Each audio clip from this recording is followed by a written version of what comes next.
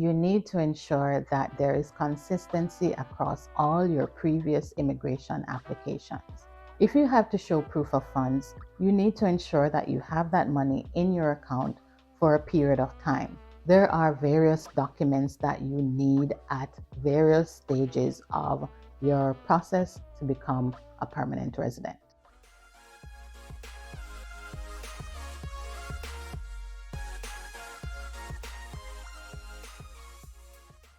Hey, Nikki here from Through Nikki's Lens.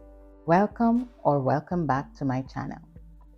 In this video, I want to talk to you about 5 other tips that you need to take into consideration when you are preparing for your permanent residency journey.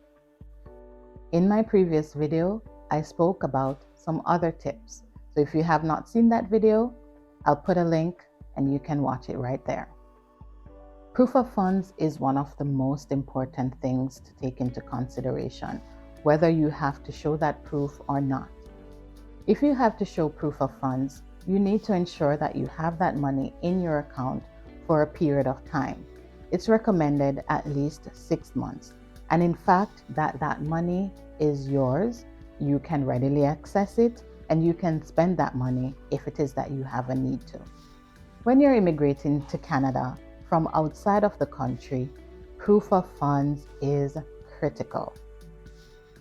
Canada wants to know that when you come to the country, you can make payments for the various services that you need. You can pay for your housing. You can just pay to live in the country and sustain yourself until you get a job, especially if you did not have a job offer when you were looking to come to Canada, looking to apply for permanent residency. They're not looking to welcome persons who are not financially stable or financially well off and will put a strain on the various resources that they have for persons inside of the country. So that is why IRCC outlines how much money you need to have to show as proof of funds, and that depends on the number of people that are in your family, the number of people that you're taking with you. One important thing to note as well, especially if you're immigrating through the Federal Skilled Worker Program, is that whether or not you're taking the entire amount of persons in your family, including your dependents, if you have children, even if they're not, or persons that are still dependent on you, even if they're not traveling or immigrating with you to Canada, you still have to show proof of funds. So they are supposed to be included in the count. They're supposed to be included in your application, and you indicate whether or not that person will be accompanying you to Canada. There is a question that asks that, and you need to answer truthfully and show the proof of funds for that person, whether or not they're immigrating with you. Qualifying under the Canadian Experience class does not require for you to show proof of funds. Even if you're in Canada and you don't meet the requirements for Canadian Experience class, you have to show proof of funds. I know this is a little bit unclear, a little bit confusing. Even if you are employed, even if you have been living in the country for a while, maybe you are a student, maybe you are a spouse of a student. If you don't have that skilled work experience for at least 1 year and you don't qualify under the Canadian Experience class program, you still have to show proof of funds. So keep that in mind. There are various documents that you need at various stages of your process to become a permanent resident.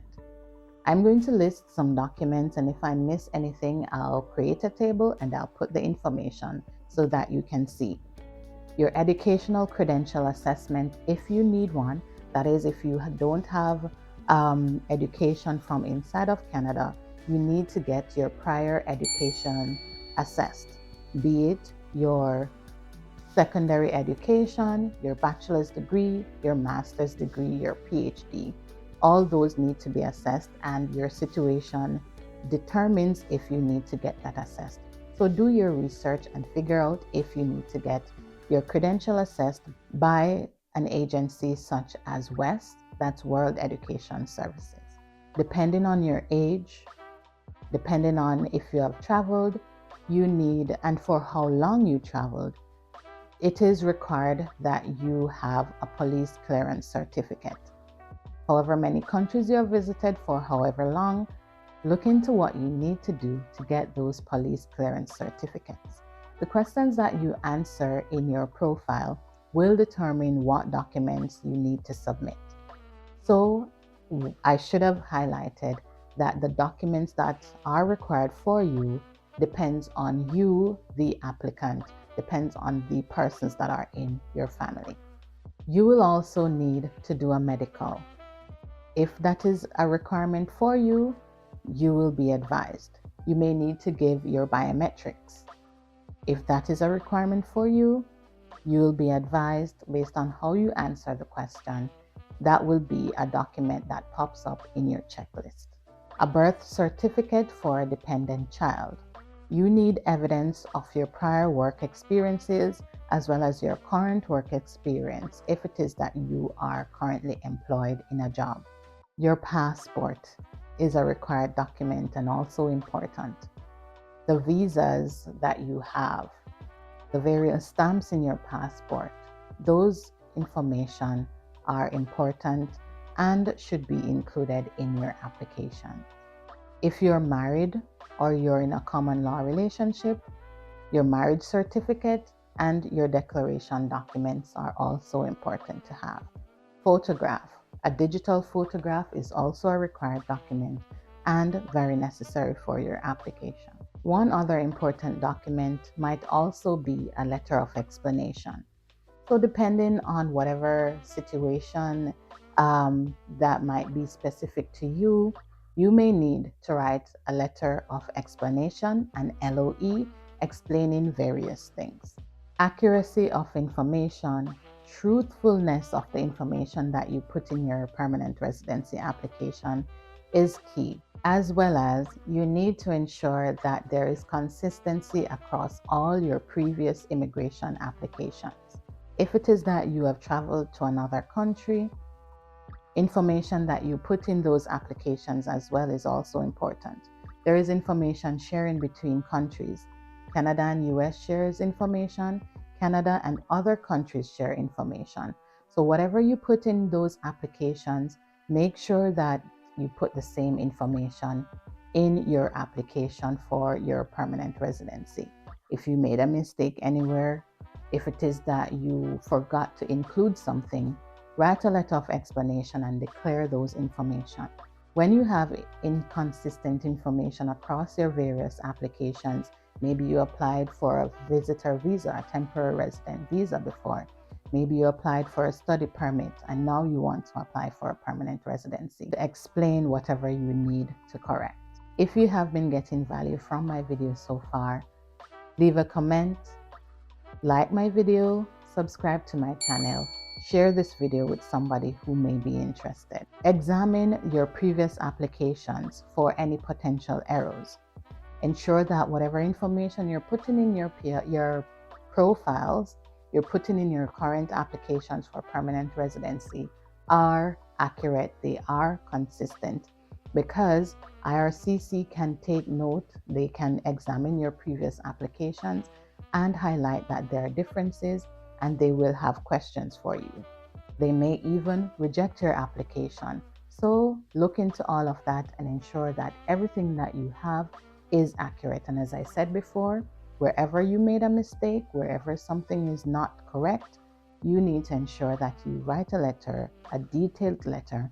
Evidence of your skilled work experience is critical to your application and will be a determining factor of whether or not your application is approved. In my previous video, I spoke about your NOC codes, your National Occupational Classification codes. Be sure to do the appropriate research and ensure that whatever NOC codes you select are accurate and that they align with your previous and current work experiences. The documents that you need to provide to IRCC in relation to your work experience, evidence of your work experience that you're claiming, they should be detailed and include several different things, including how long you worked in a company, your start date, your end date, or if it is that you're currently working in the role.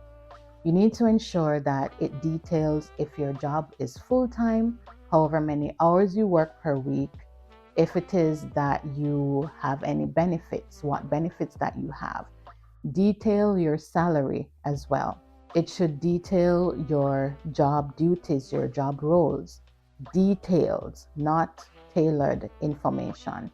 Everything should be detailed according to the job description that you received for that role. I will include a snippet of the different information that should be included in that evidence of your prior or current work experience. Make sure that your job letters are detailed. The evidence of your job duties are detailed. If it is that they're not detailed, you may need to write letters of explanations to fill in any gaps that might exist in those letters and explain so that IRCC knows that this information is accurate and they do not have any questions. Your letters of explanations. This is tip number 5. Letters of explanations can save you from a lot of questions from IRCC, from them requesting additional documents from you. If there's anything at all that you feel you need to explain, your letters of explanations are the things that you need to put those information in. You won't do an interview in your PR application, so your letters of explanations, ensuring that you detail everything that you need to explain, is what is most important here. Take into consideration the various scenarios in your situation, in your case, in your application, and write a letter of explanation if you feel there's anything that you need to clarify. If there are any gaps, as I said before, they will send you a request for additional information, for additional documents, and this will slow down the processing of your application. It will take longer for them to process your application and to make a decision. Thank you for making it through Nikki's Lens, and I'll see you in my next video.